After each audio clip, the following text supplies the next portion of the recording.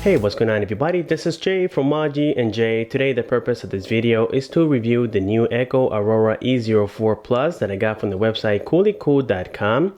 I do apologize that it took me a little bit more than I anticipated to complete the review video, as I got this about 3 weeks ago and I did mention that I was going to do a giveaway, in which I'm still complying with that. I'm going to announce the winner after this review video, so make sure you guys like the video, subscribe, share, and comment.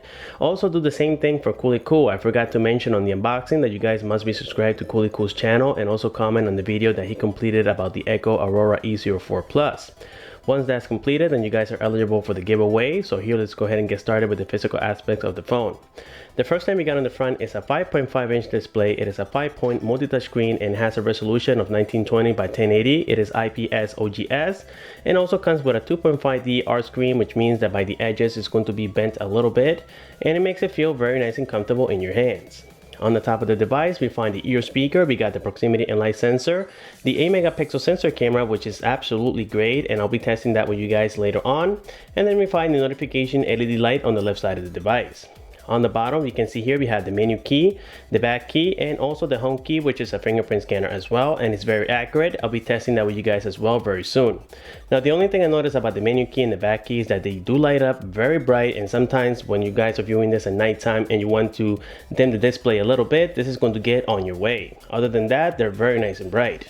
On the left side, we find here a plastic frame. We don't have any buttons whatsoever. On the top, you're going to have the 3.5mm headphone jack together with a charging/data port. And have in mind that if you guys have one of these, it's going to work with your device, which is the OTG adapter. You guys can connect accessories such as mice, keyboards, and many more. Then taking a look on the right side of the device, we find here the buttons, which is the volume rocker up and down. We also got the power button. Now, something that I didn't like, and I would say it's a little bit of a con, is that the power button is located too close to the volume rocker, and sometimes when increasing the volume, you can get easily confused with the power button. But I did get used to it after almost 2 weeks of using it, so I'm glad about that. Then finally, on the bottom, we can see that even though we have what appears to be a dual speaker here, it's only going to be one speaker, and then we find the main microphone. Then taking a look on the back of the device, we find that we have a 60-megapixel rear-facing camera with a dual LED flash and also supports autofocus. And the recording quality on this is very nice, except that on low light conditions, it doesn't give you the best picture quality, but that is common on Chinese devices. We find the Ecoo logo. On the bottom, we have here some standard codes and whatnot. And what I like about the back cover is that it doesn't get a lot of fingerprints, as you guys can notice, because it has a rough material on the back, and it's also very comfortable to hold in your hands. Now, opening here the back cover, we're going to notice that inside we're going to have the dual SIM, dual standby capability. So here we have the little slot to open it. Just be careful, it is still made of plastic and you guys can crack it easily. Now, taking a look on the back here, we can see we have already the 3000 mAh battery. It is at 3.8 volts and it is made by the company. I had a great experience with this battery. It did last me the whole day, so I was overall satisfied with the performance of this device on a daily basis. You can see that yes, it is a dual SIM, dual standby device and supports TF cards up to 64 gigabytes. We got the antennas here for the 3G, the 4G LTE, in which in the USA is not going to be supported, unfortunately, and that's one of the cons also about this device. And then we can notice that this device is very well built and it's very firm because of all the screws that we have around the body. When you guys squeeze on it, it doesn't feel like it's going to break, even though it is made of plastic. So now let's go ahead and install the back cover here and take a look at the operating system. And now getting here to the operating system, you can see that from the lock screen, we have the fingerprint support, as I mentioned earlier, and it is very accurate. We also got the time, the date, and we know already that this phone is running on the KitKat 4.4.4, but it is scheduled to receive the LTE for Lollipop 5.0 within the next few weeks, so I'm looking forward to that. Now here the fingerprint scanner, I can try my pinky, which I haven't recorded yet, and you guys are going to see that it is not working. Now when I tried that fingerprint that I recorded, it is very, very accurate. It has 96% accuracy according to the website Coolly Cool. And I think, guys, that once again, for the price of this phone, it's an absolute beast. I really can't stress this enough. It's only $181 and you guys get 3 gigabytes of RAM. It has 16 gigabytes of internal storage and it comes with the processing power MTK6752 Octacore and also has the Mali T760 for gaming GPU. Now here I'm going to navigate you throughout the system. You can see that it has a very similar operating system to the Color OS, even though it is not. It came already pre-installed with the Play Store and many other Google applications in which we don't have to worry about. Here on Untitled Chapter, I'm going to show you that this is a 5-point multi-touch screen, as we can tell right there. Now, some of the 1080p displays that I've tested with this size, they actually support a 10-point multi-touch screen, so that was a little bit of a downer here, but some of us don't even use it. Now here, let's go ahead and check other applications that we have on here. This phone supports gestures. We can answer and decline phone calls. Now the only weird part is that this time it came in applications and it's not inputted directly into the settings application.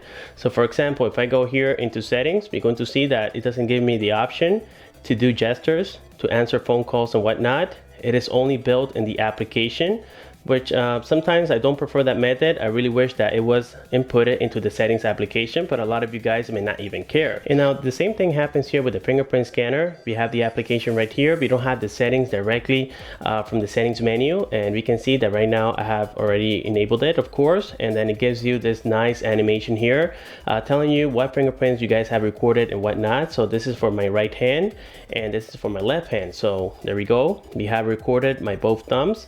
And that's very cool. So when we go back here, let's go into settings. We can see that we don't have any options whatsoever to enable the fingerprint from here, except when you go to security, then you go into the screen lock. You can choose what kind of screen lock you want. In this case, I have chosen the fingerprint unlock, and that's the only way you can enable it here directly from the settings.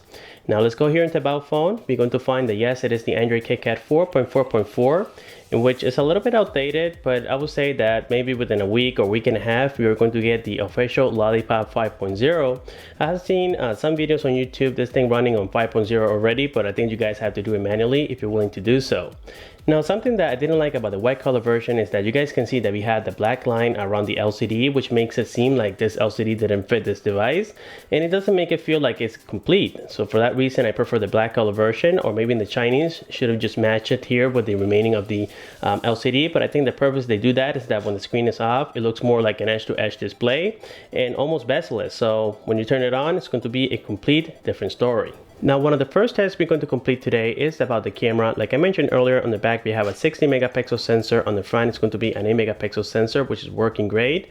Now, a little bit of a cons is that every time you guys set it to full screen, it's going to reduce the pixels to 15. So let me go ahead and show you exactly that. So here in the picture preview, right now I have it on full screen. So when we check here the pixels, it doesn't allow me to go to 16. In the other hand, if I change the ratio to 4:3, which is the one that comes from factory, then now I am allowed to go up to 60 megapixels. And I didn't like that, but at least 50 megapixels is still great for photo quality. The same thing happens here with the front facing camera. But now you guys are going to notice that I have it at full screen. And when we go here into settings, we go into the picture size, we can see that it is allowing me to go up to 6 megapixels. But if we change the ratio once again, it's going to allow me to go the full 8 megapixels. So there we can see it. Let's go here into picture size, and now I'm allowed to go up to 8 megapixels, but now the picture is going to come exactly the same way that you see it here. When you view it on the screen, you're going to have the black spaces, something that I don't like. So with that being said, let's go to the park, test it out, and let me know what you guys think. And now we got the 60 megapixel rear facing camera test of the Ecoo Aurora E04. We can tell that the focus is not very fast, as you guys can tell here from the shadow. Right now I'm trying to focus the tree and the picture just gets dark, but when I get off that shadow, everything is great. Right now it's recording in 1080p as well, and I am not tapping on the screen to get that focus. It's doing it by itself. Let me try to get here closer to the tree, and now I am tapping on the screen to get a better focus, but we can still see that it is not 100%. So yes, the camera is great, but definitely it is not the best out there. Now let's test the front-facing camera. And now we're testing the 8 megapixel sensor camera of the Ecoo Aurora E04. This is the front-facing camera, and we can tell that the quality is neat. Now for recording, it's not recommended, as it's not going to give you the best focus out there, but at least it's great for selfies. And now that we have tested the camera, we can see how good this camera is. And of course, I have provided some picture samples on the description down below, including low light pictures, so that you guys can see exactly what I'm talking about. That on low light conditions, it doesn't have the best quality out there, but that's very common on Chinese devices. Now here we have some of the features. We can change the way the picture looks. Here we can see we have many tiles available. This is very cool. Also on the top, you got panorama mode, we have beauty face mode, and so on. Also here on the right side, we also see we have HDR mode. We have the flash so that we can set it to auto mode, to always be on, or to just turn it off. And yes, for the most part, it's basic. A lot of you are very familiar with this camera UI, so we don't have anything special here, but at least it's doing the job very well. Now, another great news about this phone is that also the GPS on the road is working perfectly well. I didn't have any issues whatsoever. It was following me very nicely. Now, of course, from inside of the house, the signal strength is not going to be the same as when you are outside, and we're going to see that here. It does lock a signal, but right now I only have 9 satellites, and usually I get about 16 up to 21 satellites. But yes, it is locking a signal, and the signal strength is still very good. Right now outside it's raining, and we can see that only took about 40, I would say 30 to 35 seconds to lock a signal, so it is fairly fast. And the accuracy is not the best out there, but again, we are inside of the house. When I get outside, I would say that it gets to about 2 or 5, so it is quite accurate. I didn't have any issues with the GPS, as you guys can notice here. So yes, the GPS is very strong on this device, something that we're looking forward to. Now, with that being said, here I'm just going to navigate you throughout the system briefly so that you guys can see everything that we have. Starting here from the notifications, we can access Hotknot, and Hotknot was tested on the review video of the Yumi Hammer, and it was working as intended. I really wish that this phone supported NFC. That would have made it a lot better, but unfortunately we don't have it. We do have some other toggles to increase and decrease the brightness, and right now I have it at the max brightness, as you guys can tell.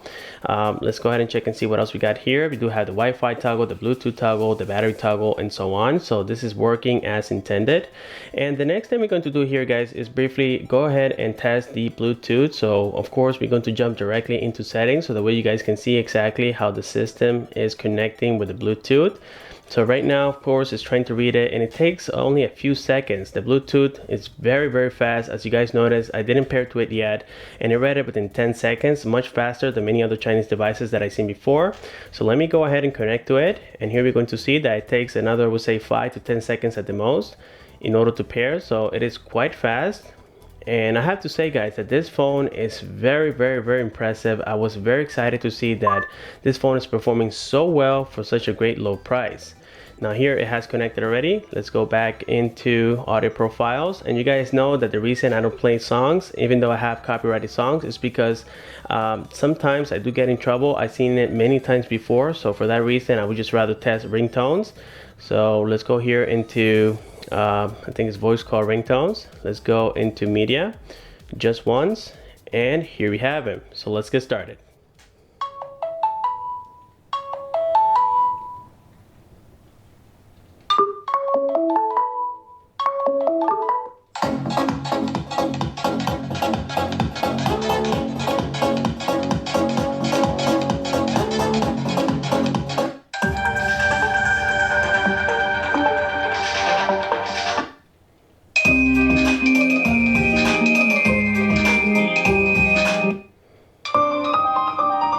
There is a little bit of a delay there, but it's not the Bluetooth connectivity, it's the phone itself.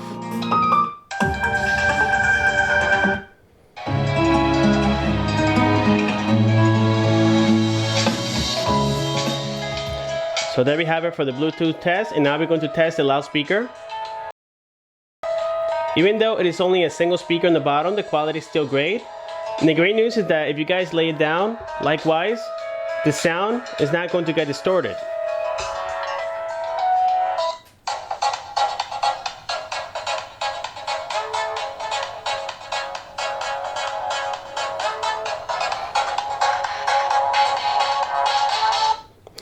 The next thing we're going to do here is go ahead and open YouTube directly, so that way you guys can see that also the videos have high quality. Now, for some reason on this device, I cannot play 1080p videos, and that's something that I've seen, which is common on many Chinese devices. So here I have all my uploads, and right now the latest one was about the LG Stylo, which is standing right back here. Let me go ahead and open this video, and we're going to skip this ad, of course. Let's just give it another second or so. No antibiotics, no added hormones. Why?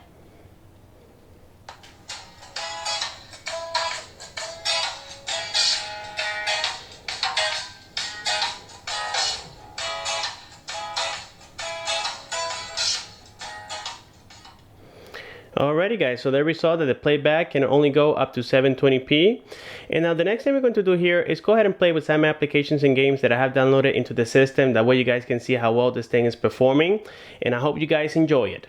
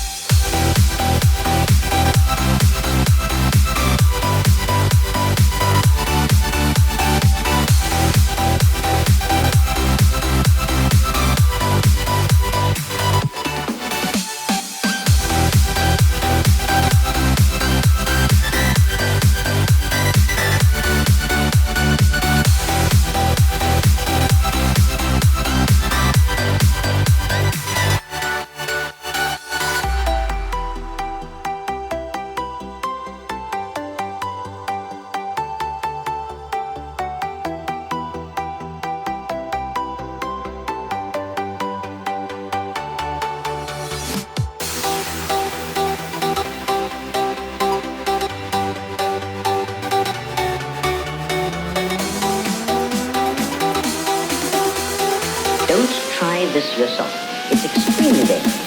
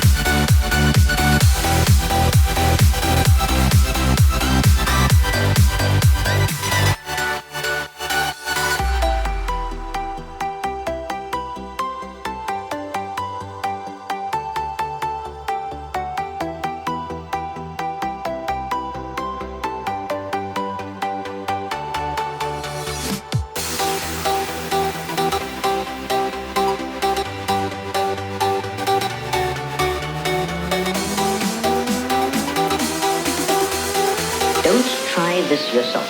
It's extremely dangerous.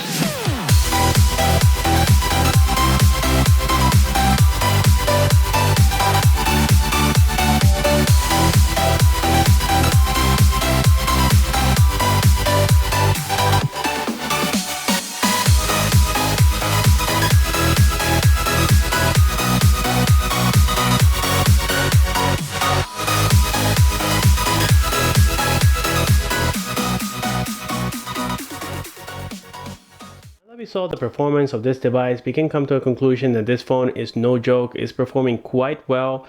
The next thing we're going to do here is briefly go ahead and weight the device. So here we have a little weight scale. Let me go ahead and turn it on. Place the phone on top, and we're going to see that this phone is not very heavy, but it's not very light either. It's about average for any Chinese device out there. And of course, we're going to test here the browser, but right now I'm connected to the Wi-Fi, and I decided to leave it on so that way you guys can see that the signal is great here from where I am. So let me go ahead and turn on the Wi-Fi, or turn it off actually, because we know that on Wi-Fi speed it's going to work perfectly well, and most of you guys are interested to see how the H Plus is going to work. So here, let's go ahead and open the browser as we did earlier when I was doing the gesture wake. So here we have the Cool website, and it did reload quite fast. Let me go ahead and open YouTube. And these are websites, guys, like I always mention, that do require significant amount of internet power in order to work fluently. So here we're testing YouTube, and as we can tell, it did open quite fast. So let's go ahead and open here another one. Let's say pandawill.com, and I believe I have opened that website before. So here we have it, and yes guys, it's going to be quite fast as I mentioned earlier. So the browser side was very neat. And next thing we're going to complete here is a phone call test, and that's another great thing about this phone, is that the ear speaker, even though it looks quite small, it is working perfectly well. And I think that you guys are seeing there the notification LED. That's because I'm running low on battery. Now before we do the phone call test, let me show you the battery stats here from the system. I've been using this device now for almost a day and a half, and I didn't have to charge it, which was great. So here we have the battery indicator letting us know for how long it's been on battery use and so on. So here you guys can see all the information, and that's very cool. So now let's go ahead and dial 611 and check the call quality.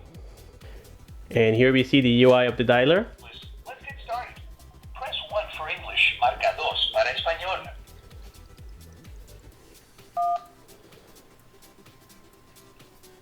Just FYI, your current plan is...